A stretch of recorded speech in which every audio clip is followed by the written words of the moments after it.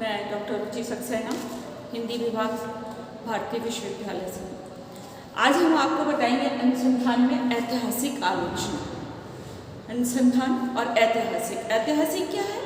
इतिहास जो हो चुका है और कुछ व्यक्तियों ने जिन्होंने कुछ अच्छा कार्य किया है उनका वर्णन, लिखित वर्णन इतिहास कहलाता है। इतिहास व्यक्ति की उपलब्धि का लिखित प्रमाण है। यह पूर्णतः बीती हुई घटना होती है। इसमें जब हम अनुसंधान करेंगे तो निरीक्षण और अवलोकन की पद्धति का उपयोग नहीं कर सकते हैं, इसलिए हम इसमें स्रोत और साक्ष्यों पर निर्भर हमको रहना पड़ता है। इतिहास और इस क्या है, ये भूत एवं वर्तमान को सुनिश्चित कर भविष्य के लिए निर्णय प्राप्त करते हैं। आलोचना क्या है? इसमें लोचन में आ प्रत्यय लगकर आलोचना, यानी कि हमको सब तरफ देखना। कोई भी हम समस्या लेते हैं उसको हम चारों तरफ से देखकर उसका वर्णन करें, वो आलोचना कहलाती है। आलोचना का इलियट ने बड़ा सुंदर उदाहरण दिया है। आलोचना सांस की तरह एक अनिवार्य है, जिसको अनिवार्य व नैसर्गिक चीज है। आलोचना यानी कि आप जो भी कार्य करें उसमें आलोचना होना एक अनिवार्य तत्व है। जैसे कि हमारे लिए जीने के लिए एक सांस की आवश्यकता होती है, ऐसे ही हमको किसी भी समस्या में उसकी आलोचना की आवश्यकता होती है। अब हमारा आता है अनुसंधान में ऐतिहासिक की दो स्रोत हैं हमारे, बाह्य आलोचना और आंतरिक आलोचना। बाह्य आलोचना क्या है?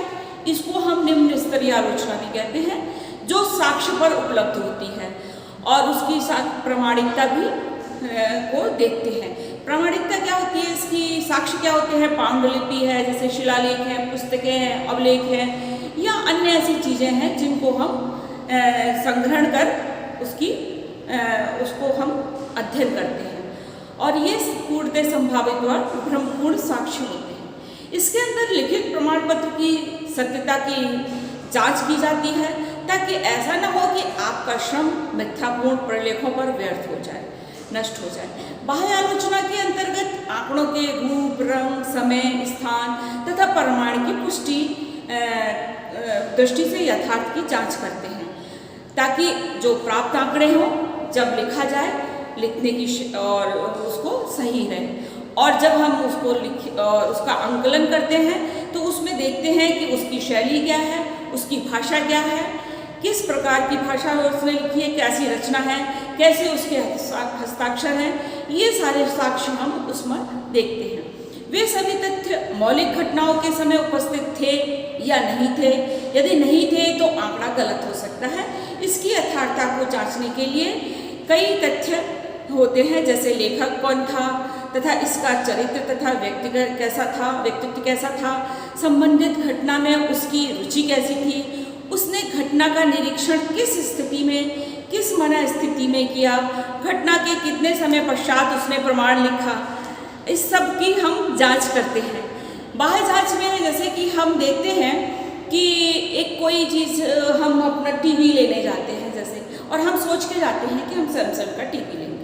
तो सैमसंग का जब टीवी लेते हैं तो हम उसमें देखते हैं कि सैमसंग की मोहर लगी है। हम पहले सैमसंग के शोरूम में ही जाते हैं, फिर उस पर सैमसंग की मोहर देखते हैं, उसके ऊपर के फीचर्स देखते हैं जो उसको हमने देखे हैं कहीं लिखित रूप में, वो सारे फीचर्स देखते हैं, उसका सब चीज़ देखते हैं। तो ये चीज़ होती है हमारी बाह्य आलोचना, और इसको देखने के बाद ही तो जब हम खरीदने जाते हैं तो वो सिर्फ बाह्य ऊपर से दिखते हैं। तो ये चीज़ें हमें प्रमाण देती है कि ये सैमसंग का ही है। और प्रमाण किस तरीके से होने चाहिए, वो लिखा होता है, उस पर लिखा होता है कि ये सैमसंग का है। तो इस तरीके से हम उसको देखकर उसको खरीदते हैं। तो कुछ प्रमाण होते हैं, जैसे कि हमने बताया कि क्या, जैसे ऐतिहासिक है, हम पानीपत की युद्ध का वर्णन करना चाहते हैं, या पलासी की युद्ध का, या अकबर का, या किसी भी ऐसे चीज़ का वर्णन करना चाहते हैं, तो उसको हम उसके साक्ष्य ढूंढते हैं, लिखित साक्ष्य, पांडुलिपि लेते हैं, पांडुलिपि सही है कि नहीं है, तो उसको भी हम बाह्य रूप से ही देखते हैं कि ऊपर से है, पुरानी है, और उसके यहाँ जो चीज़ें हैं वो उस समय की है कि नहीं है, भाषा उसकी है कि नहीं है, शैली उसकी है कि नहीं है, ये सारी चीज़ें हम उसको देखते हैं। तो आंकड़ों की सत्यता ज्ञात करने के लिए हम क्या क्या देखते हैं, अलग अलग क्षेत्र का प्रयोग करते हैं। जैसे कि शिलालेखों का अध्ययन करने के लिए हमें क्या चाहिए, एपिग्राफी चाहिए, और डिप्लोमा आदि का ज्ञान करने के लिए हमें डिप्लोमेटिक्स लिखावट का ज्ञान चाहिए, और लिखावट के ज्ञान करने के लिए हमें पैलियोग्राफी का आवश्यकता होती है, और तारीखों का ज्ञान करने के लिए हमें फिलोलॉजी की आवश्यकता होती है, और स्याही के लिए हमें केमिस्ट्री के लिए आदि का उपयोग करना पड़ता है। और प्रयोग द्वारा आंकड़ों का बाह्य स्वरूप के विषय में पूर्ण तथा सही ज्ञान प्राप्त करने में सफलता है। यदि हमें बाह्य रूप से सारी चीज़ें विस्तृत सही सत्यता ज्ञात करनी है तो हमें इन चीज़ों का प्रयोग करना चाहिए, जैसे कि लिखावट के लिए हमने बताया और स्याही के लिए। तो जो उस समय की स्याही है क्या वो प्रमाणित करती है, लिखावट क्या वो प्रमाणित करता है। इस तरीके से जब हमारे पूरी सत्यता आ जाती है तो उसके बाद हम फिर जाते हैं आंतरिक आलोचना पर। आंतरिक आलोचना, जिसको उच्च स्तरीय आलोचना भी कहा जाता है।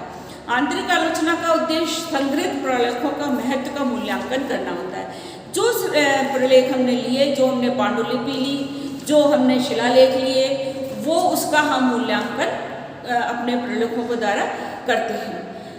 एक प्रलेख प्रमाणित हो सकता है, विश्वसनीय नहीं हो सकता। क्यों? क्योंकि विश्वसनीयता हमें उसको अंदर ही जाकर, हमने अभी से जो सत्यता ग्रहण बाह्य रूप से करी तो वो प्रलेख हमें वहाँ पे तो सत्यता प्राप्त हो गई, पर आंतरिक सत्यता अभी हमने ज्ञात नहीं की, इसलिए वो विश्वसनीय नहीं हो सकता है।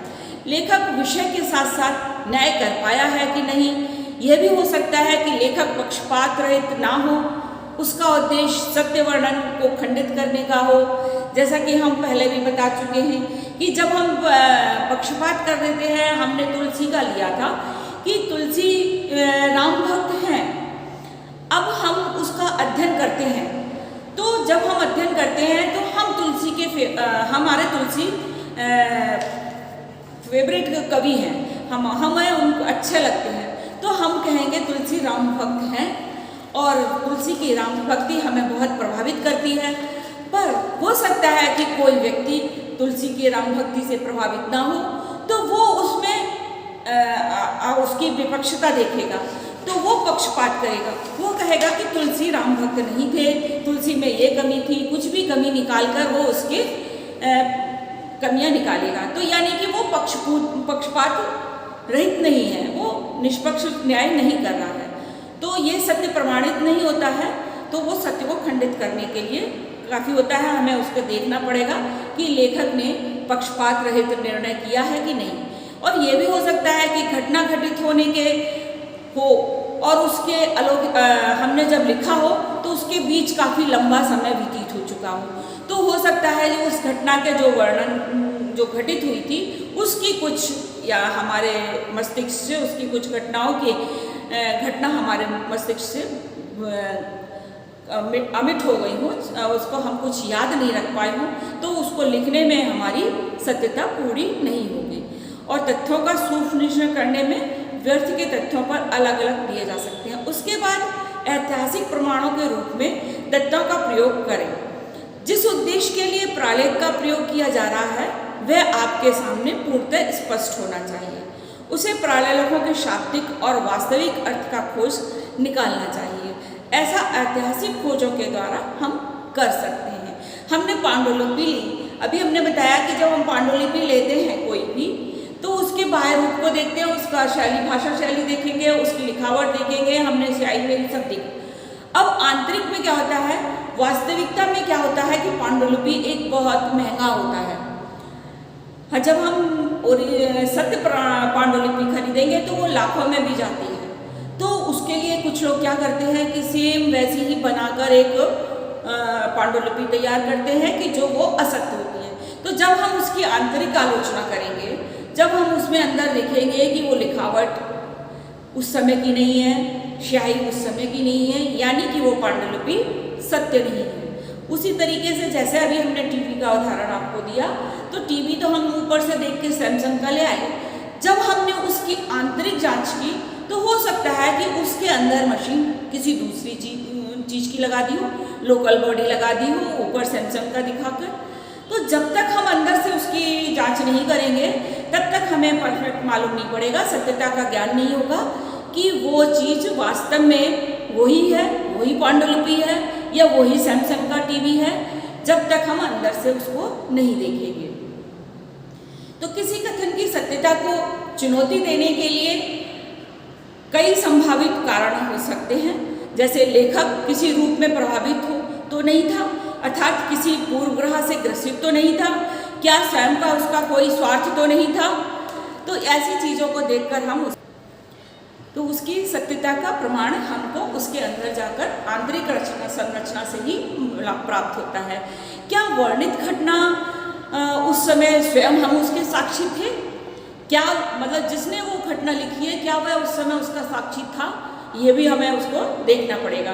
क्या वह अभिमानी या वह बहुत महत्वाकांक्षी तो नहीं था जिससे उस पर उसके प्रभाव पड़ा हो? उसके लेख व अन्य लेखों में कितनी समानता है? जो उसके पूर्व लेख थे और जिस पे हम अपनी शोध कर रहे हैं, क्या उनमें कोई समानता है? समानता है यानी कि वो सही है, और अगर कोई असमानता दिखती है तो वो प्रमाण हमारा असत्य होगा। लेखक की राष्ट्रीयता, पेशा, स्थिति, वर्ग, राजनीति, पक्षपात, धर्म, प्रशिक्षण आदि के विषय में क्या ज्ञात होता है?